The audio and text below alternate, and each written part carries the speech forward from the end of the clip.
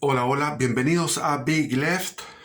Estoy en mi antigua habitación donde empecé este canal porque estoy cuidando a mi madre que tiene 93 años. Hay un problema familiar en el cual me toca cuidarla y feliz de cuidar a mi madre porque es muy agradable cuidar a una ancianita que uno le tiene cariño. Y ahí he podido darme atracones de televisión, porque yo no tengo televisión, entonces he aprovechado de ver televisión. Y puedo, eh, eh, con una gran intensidad, veo la televisión con gran intensidad, voy cambiando canales, voy viendo, no veo fútbol ni nada de eso porque me interesa el tema político. Puedo decir que mi conclusión de esta investigación, ya llevo 4 días en esto, es que la televisión está completamente, en el 100%, todos los canales, absolutamente todos. No hay ninguna ventana hacia otro pensamiento que no sea el pensamiento único, hegemónico, que está en este momento rigiendo al mundo, o rigiendo a Chile más que nada, globalista, feminista. Podríamos decir que Chile es el LGTB-landia, y etcétera. O sea, que la dictadura de Pinochet fue lo más malo que le ha pasado a Chile. Los periodistas hablan con un sentido de cordura, hablan con mucha convicción. Realmente yo no los puedo mirar a huevo. No puedo decir que ellos son incompetentes. Son realmente muy competentes los que están ahí. Vi, por ejemplo, la entrevista a uno de los constituyentes, un señor de apellido Daza, con Z, Daza. El tipo se la puede y defendió la Constitución de una manera elocuente, muy convincente. Entonces, estamos frente a un equipo humano en todos los canales, que son miles de personas que están involucradas en hacer una propaganda exquisita a la nueva Constitución. Eso es lo que puedo decir. Después he hablado con mi madre, le he preguntado cosas de Valdivia, porque ella es de Valdivia y se crió en la época del 30 y del 40, entonces tiene recuerdos de esa avenida Picarte, lleno de brazos en alto, con banderas nazis de aquellos tiempos, y me contaba curiosamente que había varias familias judías, alemanas judías, que llegaron en aquellos tiempos de la guerra, y los nazis chilenos, las familias alemanas que estaban en ese momento alucinando con eso porque era lo que había de propaganda, era la moda, no, sin embargo, no perseguían a las familias judías. Y cuenta cómo eran los fundos de aquellos tiempos, le preguntaba por los inquilinos, decía que los campesinos estaban contentos, y mi madre es de centro izquierda. Entonces me contaba que estaban contentos, que estaban bien atendidos. Bueno, con patrones alemanes no se puede esperar otra cosa, porque son patrones, o sea, de ascendencia alemana. Pero había algunos que todavía hablaban alemán. Yo me acuerdo que cuando estaba en Valdivia, cuando iba de niño, veía a personas hablar en alemán. Todavía se mantenía esa tradición de ser alemanes. O sea, la colonia alemana no se mezcló, sino que ya en los años 80, 90, ya los que son de mi edad, 60 años, 70, esos ya se mezclaron y se diluyó aquella fuerza impermeable de aquella colonia, etcétera. Entonces hablo con mi madre esas cosas. Me encanta sacar de los viejitos de más de 90 años o de cualquier edad, pero de los ancianos, perlas de recuerdos de la historia.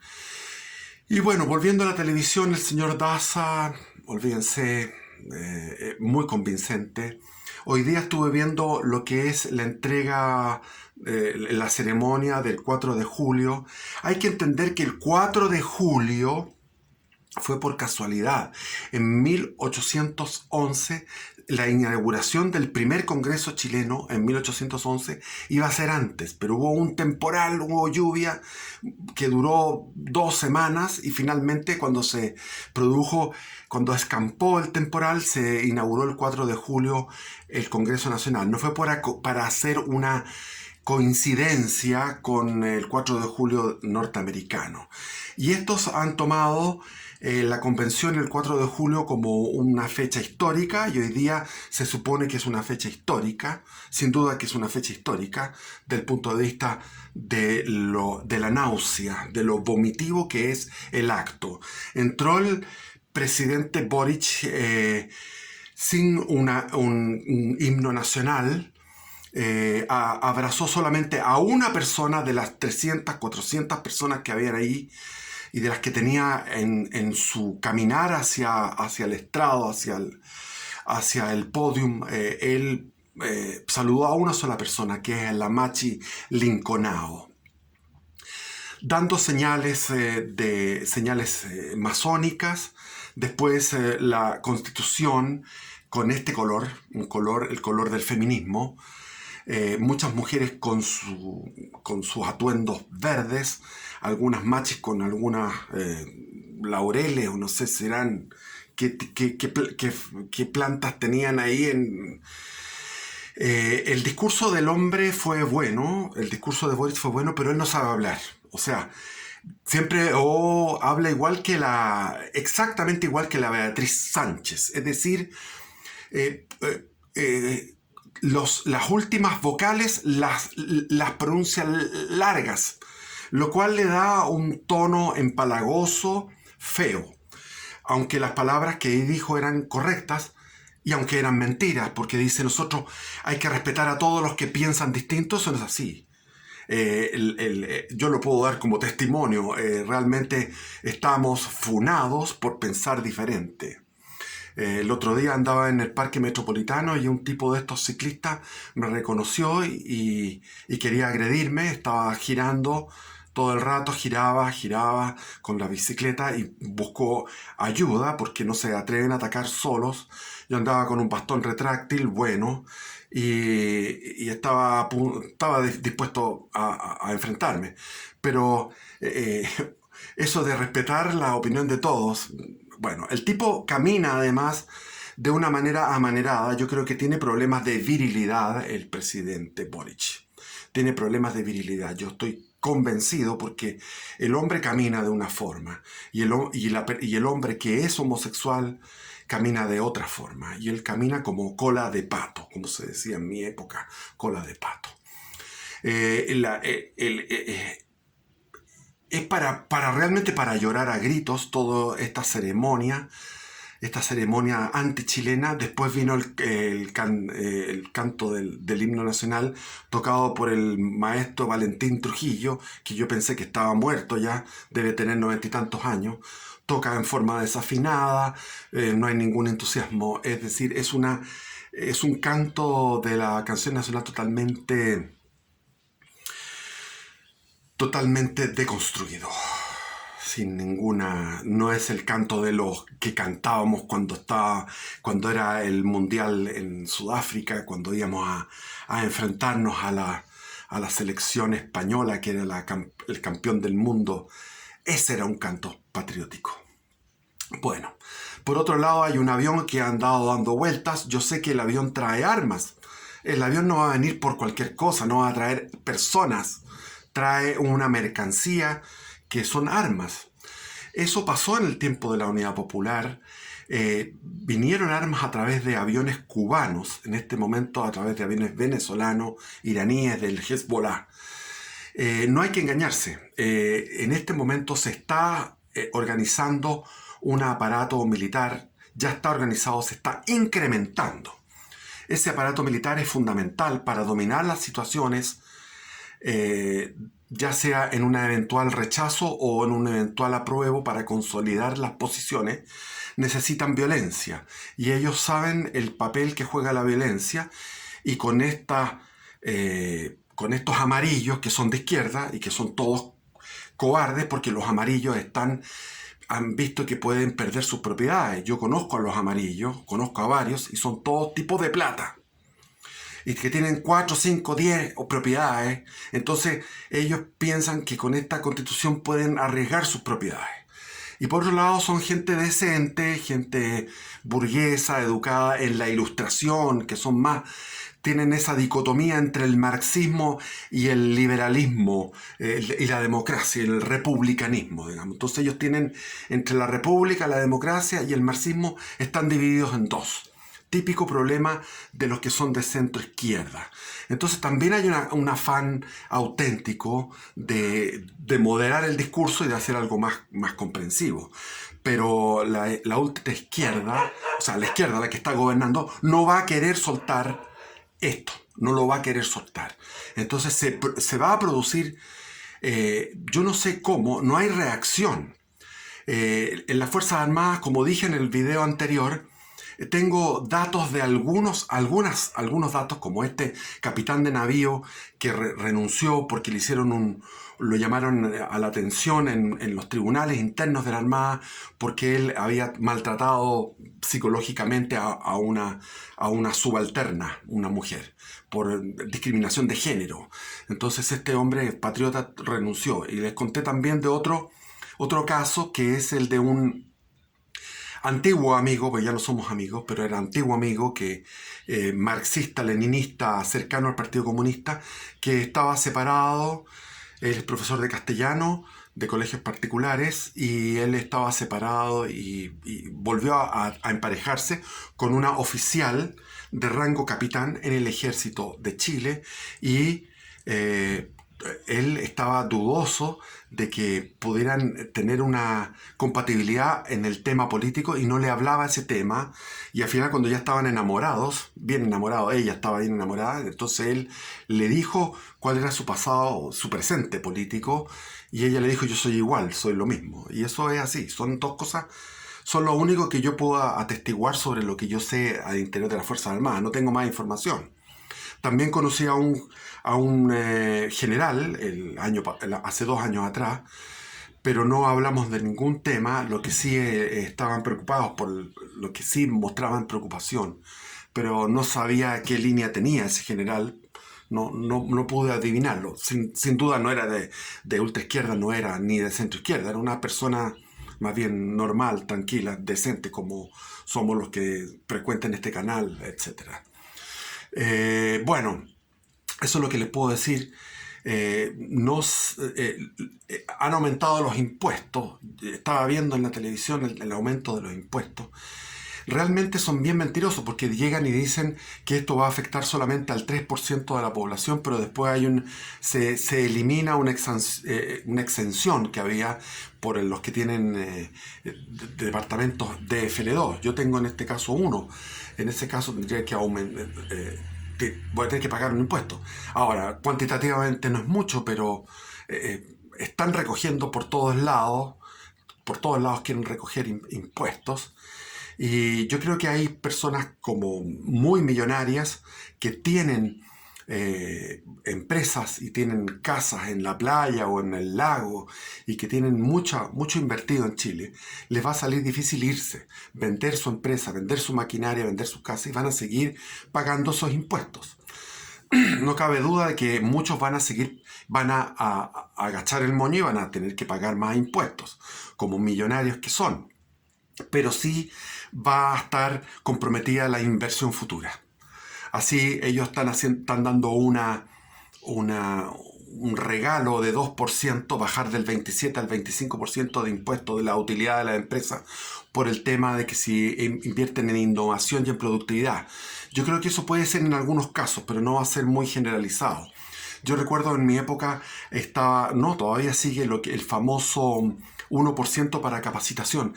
Las empresas no ocupan ese 1% de capacitación de los impuestos, que ellos recuperan pago de impuestos a través de la capacitación.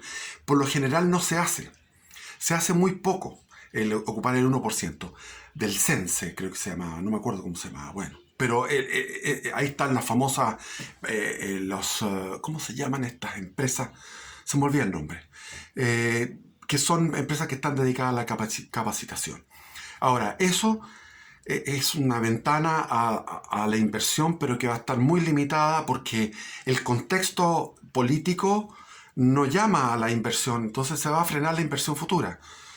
lamentablemente. Entonces, bueno, todo el mundo habla de esto, no sé por qué hablo de estas cosas, porque siempre en mi canal trato de hablar de otras cosas, pero me agobia el tema, cómo está la situación. Veo a la gente, que la gente está en la misma mentalidad de la televisión. O sea, ellos se sienten... Hay una cordura comillas, una cordura, una sensatez que es una sensatez suicida. Es una sensatez completamente suicida. Están todos en eso. Entonces, es lo que le pasó a Venezuela. Venezuela no había una verdadera oposición. No había una verdadera derecha en Venezuela. Por eso se jodió Venezuela. Así, bueno, seguiré cuidando a mi viejita y, y me encantaría hablar de esos temas de Valdivia, porque es muy... Eso me encanta, así, trasladarme al pasado, de ver cómo era aquello. Me contaba mi madre que estaban en las casas, tenían una radio Telefunken y escuchaban el gong, y cada gong era un barco hundido. Y mi mamá me decía, yo creo que le inventaban gong. Yo le decía, no mamá, esos gongs son verdaderos. La cantidad de barcos que se hundían diariamente era tremenda. La cantidad de barcos mercantes que hundía la flota submarina de la Alemania nazi era tremenda. Entonces yo le dije, ¿cuándo pararon? Me dice que más o menos por el año 40, finales del 43 ya dejaron de poner banderitas en los mapas y banderitas nazis en los mapas, y dejaron de escuchar la Telefunken y los discursos del Führer. ¿Por qué? Porque ya estaban perdiendo. Y eso, después todos callados. Todos callados. Fue una moda. Después tiene que haber llegado toda la novedad de los campos de concentración y todo eso. Así pasa el tiempo. Hay que pensar que en aquellos tiempos, por ejemplo, un checo, uno de la República Checa, estaba desde el año 39, desde marzo 39, bajo la bota del nacionalsocialismo, y ellos veían el mundo totalmente negro. Y de repente vino se produjeron errores. El mismo Führer era un tipo que hizo un montón de tonteras y errores históricos garrafales, como tirarse contra la Unión Soviética. Eso es como tirarse contra un gigante. Y, y bueno, finalmente aquel momento en que se sentían tan abrumados pasó.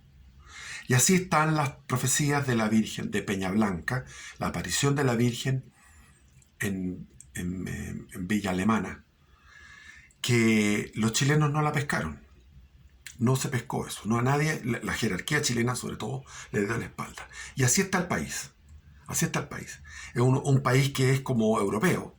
Es decir, entre España y Chile no hay muchas diferencias de la novedad de todas estas doctrinas ateas del neomarxismo, de este postmodernismo irracionalista. Estamos inundados de eso porque se perdió la fe. Si tuviéramos por lo menos un 20% o un 30% de los chilenos con fe profunda, la cosa sería distinta. Pero yo creo que estamos en un 10%, menos de un 10% de las personas que tienen fe de verdad. Entonces, si no hay fe, el ser humano necesita llenar aquello.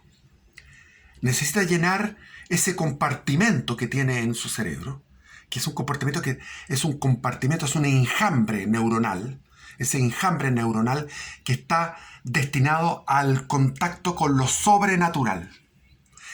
Esa capacidad, ese don que tenemos todos, que es el don de la religión, que es para poder estar en contacto con lo sobrenatural, ese don, ese enjambre neuronal, esas partes del cerebro que las han medido incluso cuando están meditando los monjes, monjas católicas o monjes budistas, se produce el mismo centro cerebral el que está activado. Si no está activado con lo sobrenatural, se activa con estupideces, con cosas completamente estúpidas, como son todas esas majamama de distintas causas, como el indigenismo, el LGTB, el feminismo y todas esas tonteras. Entonces, el ser humano está hecho y creado para estar en contacto con Dios. Igual como está hecho y creado para tener matrimonio. Tenemos la semilla del matrimonio. Tenemos un sexo que quiere encontrarse con su opuesto en todos los sentidos, psicológico, emocional, espiritual, y engendrar una criatura, tener una familia, o si no hay criatura, igual se necesita la otra persona del sexo opuesto, aunque no haya familia, aunque no haya procreación. Entonces lo tenemos así, y como es el sexo, también es esto, esta capacidad neuronal que tenemos para que es un constructo material para lo espiritual. Es un constructo material que es para el contacto con la comunión con Dios. De ello, en ese sentido, estoy de acuerdo con los hindúes cuando dicen que haciendo ciertas posiciones, ciertos ejercicios energéticos, te predisponen mejor a eso. Así como también Jesús da receta. La única vez que da receta es cuando los apóstoles le dicen, Señor, ¿qué tenemos que hacer para aumentar nuestra fe? Y Jesús les dice, ayuno y oración. O sea, da una receta física, el ayuno y la oración. Ayuno y oración es la única receta que da Jesucristo. Y cuando uno ayuna, yo no estoy hablando por mí, porque soy un comilón, pero cuando lo he experimentado, cambia la manera de ver todo a través del ayuno. He hecho ayunos de 5 días y 5 noches, pero era ateo en aquellos tiempos. Entonces, cuando era ateo podía ayunar más que ahora que soy creyente. Pero bueno, cuando era ateo podía ayunar 5 días y 5 noches. Tengo 2 experiencias interesantes y también tuve ayunos de 2 días, de 1 día. Ayunaba mucho. Y sé que cambia. Y yo creo que ayunaba porque echaba de menos a Dios. Entonces me ponía a ayunar 5 días, 5 noches, escuchando La Pasión según San Mateo de Bach, porque estaba añorando esa paz que es la paz de la gracia de Dios. Entonces la añoraba. Entonces el país le dio la espalda a Dios. Es un país ateo. Es un país ateo y tenemos los resultados de ridiculez. Tenemos un presidente ridículo, completamente patológico. Y todos los que lo rodean son todos patológicos. Es impresionante. Todos. Es que no hay nadie que sea sano. Nadie puede estar ahí sanamente. En ese lugar, en el antiguo Congreso. El verdadero Congreso Nacional. Porque del 90 para acá no ha valido nada. Yo volvería a ocupar ese mismo edificio. Suprimiría el Congreso de Valparaíso. Fue una mala idea de Pinochet. Fue una idea arbitraria, antojadiza del presidente Pinochet. No, lo del Congreso en Valparaíso, chao. Olvidarse de ese Congreso, de las grandes dietas y todo eso. Mejor volver al Congreso antiguo, de los hombres estudiados, de terno y corbata que estudié, como mi padre. Gente que sabía, que leía. Gente que era culta, inteligente, que era sensata. Yo los conocí, en mi casa se juntaban. Me acuerdo de Cepeda, ¿cómo se llamaba Cepeda? Que había sido presidente del Senado. Tomás Pablo. Y era otra gente. Era totalmente... Incluso los de izquierda. Yo iba con mi madre al frente donde estaba haciendo esa ceremonia. Al frente estaba la cooperativa. En un pasillo estaba la cooperativa del Senado. Iba con mi madre y era niño. Iba con mi madre a la cooperativa del Senado. Me encontraba con los hermanos Palestos, que eran tenían unos bigotes así. Tremendos bigotes al estilo Nietzsche. Y estos gallos eran del Partido Socialista, pero eran otro tipo de socialistas. La Unidad Popular eran mejores, los gente de la Unidad Popular, los comunistas, eran mejores que los de ahora. Claro que internaban armas también. Y preparaban milicias, como están haciéndolo ahora. Ya, he hablado mucho. Quería desahogarme, carajo. Quería desahogarme. Bendiciones y viva Cristo Rey. Viva Cristo Rey. Esperemos que las las profecías de la Virgen no se cumplan, porque siempre la Virgen está hablando de que viene una catástrofe mundial pesada. Siempre ha advertido de algo pesado que no tiene, es la gran tribulación. ¿Estamos a puertas de eso? Yo creo que sí. A prepararse, espiritual y materialmente. Viva Cristo Rey.